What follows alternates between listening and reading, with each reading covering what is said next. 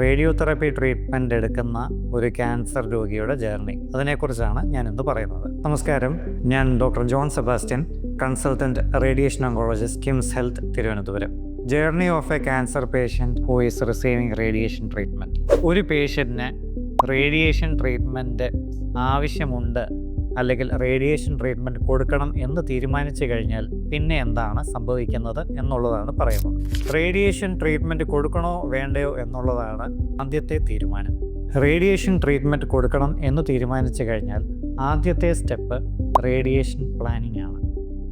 നമ്മൾ മനസ്സിലാക്കേണ്ട ഒരു കാര്യം, റേഡിയേഷൻ ഒരു പ്ലാൻഡ് ട്രീറ്റ്മെൻറ്റ് ആണ് എന്നുള്ളതാണ്. പ്ലാനിങ്ങിൻ്റെ ഭാഗമായി ആദ്യം ഒരു CT സ്കാൻ എടുക്കുന്നു.